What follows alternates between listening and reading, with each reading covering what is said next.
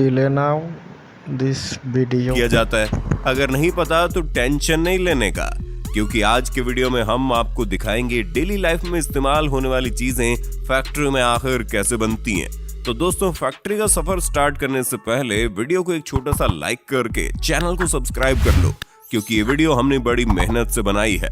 तो चलिए शुरू करते हैं। अपनी कुर्सी की पेटी बांध लीजिए, मौसम बिगड़ने वाला है। किशमिश मेकिंग प्रोसेस। दोस्तों, किशमिश कितना फायदेमंद होता है ये तो आपको पता ही होगा, लेकिन क्या आपको पता है जो अंगूर हम बाजार से लाते हैं उनसे किशमिश नहीं बनते।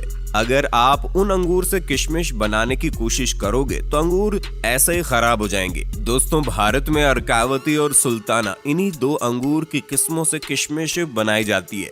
तो दोस्तों, किशमिश बनाने के लिए सबसे पहले इन अंगूरों की खेती की जाती है, और जब ये सारे अंगूर पक जाते हैं तब बारी आती है इनकी हार्वेस्टिंग की, जिसके लिए वर्कर सभी अंगूरों के गुच्छों को तोड़ तोड़ कर कैरेट में भरते जाते हैं, जिसके बाद इन्हें गाड़ी पर लोड करके प्रोसेसिंग एरिया में लाया जाता है। और फिर इन अंगूरों से भरे कैरेट को बारी बारी से इथाइल ओलिएट और पोटेशियम कार्बोनेट के मिक्सचर में डुबोकर 3 से 5 मिनट तक छोड़ दिया जाता है। ऐसा करने से अंगूरों के सारे बैक्टीरिया और फंगस नष्ट हो जाते हैं, और इन केमिकल की वजह से अंगूरों की सूखने की प्रोसेस भी काफी तेज हो जाती है और ये सड़ते भी नहीं है। फिर इन अंगूरों को केमिकल में भिगाने के बाद इन्हें सुखाने के लिए एक जालियों का सेट बनाया जाता है, और इन जालियों पर अंगूरों को अच्छी तरह फैला दिया जाता है। अंगूरों पर डायरेक्ट धूप लगने से खराब हो जाते हैं, इसलिए इन जालियों के रूम को छायादार बनाया जाता है। और फिर इन अंगूरों को 10 दिन सुखाने के बाद ये सल्फर प्रोसेस के लिए रेडी हो जाते हैं, जिसके लिए इस जालीदार रूम को पूरी तरह से पैक कर दिया जाता है ताकि सल्फर का धुआं बाहर ना जा सके। उसके बाद रूम में थोड़ी थोड़ी दूरी पर गड्ढा करके उसमें भूसे को डालकर उस पर सल्फर पाउडर डाल दिया जाता है, और फिर सल्फर को जलाने के लिए उस पर जलता हुआ कोयला डाल देते हैं। ऐसा करने से रात भर सल्फर का धुआं अंगूरों पर लगता रहता है, जिसकी वजह से अंगूर तेजी से सिकुड़ने लगते हैं।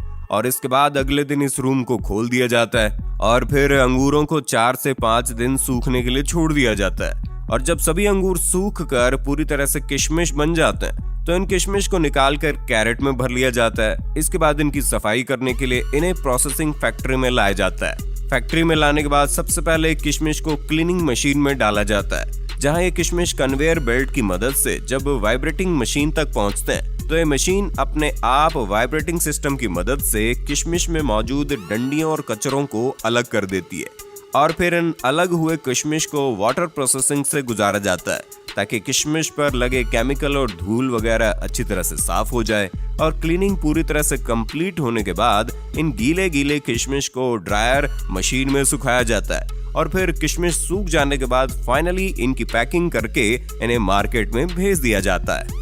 Wine making process. दोस्तों, अब जब बात चली रही है अंगूरों की, तो लगे हाथ ये भी देख लेते हैं कि इन्हीं अंगूरों से फैक्ट्री में वाइन आखिर बनती कैसे है। दोस्तों, ग्रेप वाइन के शौकीन लोग दुनिया के कोने कोने में मिल ही जाएंगे, लेकिन क्या आपको पता है जिस एक गिलास वाइन को पीने में आपको कुछ मिनट भी नहीं लगते, असल में उसे बनाने के लिए कितनी मेहनत की जाती है।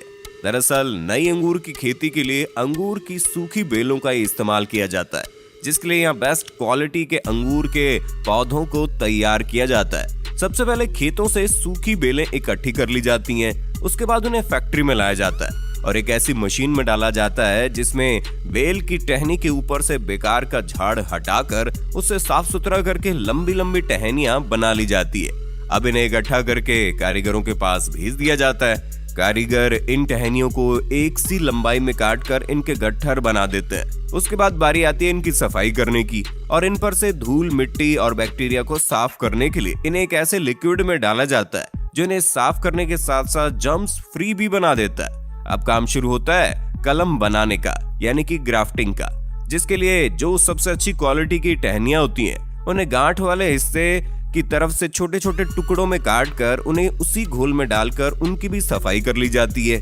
उसके बाद एक मशीन की मदद से जिन टहनियों के गट्ठर बनाए थे उन्हें छोटे गांठ वाले टुकड़ों के साथ जोड़कर उनकी ग्राफ्टिंग की जाती है, जिसके लिए खास मशीन का इस्तेमाल किया जाता है। इस मशीन के ऊपर छोटे टुकड़े को फंसाया जाता है और नीचे लंबे टुकड़ों को रखा जाता है, जिसके बाद ये मशीन उस छोटे टुकड़े को लंबे टुकड़ों में फिक्स कर देती है और अब कलम बनकर तैयार हो चुकी है। अब इनमें नमी को बनाए रखने के लिए इन्हें सबसे पहले मोम के घोल में डाला जाता है। उसके बाद इन्हें इकट्ठा करके एक बॉक्स में डालकर ऊपर से लकड़ी का बुरादा डाल दिया जाता है। उसके बाद इनकी तराई की जाती है और महज 15 से 20 दिनों बाद जब इनमें अंकुर फूट जाते हैं और इनकी जड़ें निकल जाती है तो इन्हें उस बॉक्स में से निकालकर खेतों में रोपाई के लिए भेज दिया जाता है, जहाँ पर इनकी बेहतरीन देखभाल की जाती है और एक उम्दा किस्म की वाइन के लिए अंगूरों की फसल तैयार की जाती है। जब ये फसल पूरी तरह से तैयार हो जाती है तो प्रोसेस शुरू होता है वाइन बनाने का। इसके लिए सबसे पहले पके हुए काले अंगूरों को बेलों से तोड़कर इकट्ठा किया जाता है, फिर उन्हें फैक्ट्री में लाकर अच्छे से पानी से धोकर क्रशिंग मशीन में डाल दिया जाता है, जहां से शुरू होता है वाइन बनना। क्रशिंग मशीन में जो मिश्रण तैयार होता है उसमें अंगूर के छिलके और रस दोनों ही मिला हुआ होता है। अब जरूरत है इसमें यीस्ट और न्यूट्रिएंट्स मिलाने की। यीस्ट और न्यूट्रिएंट्स मिलाकर इसे 2-3 दिन के लिए फर्मेंटेशन के लिए छोड़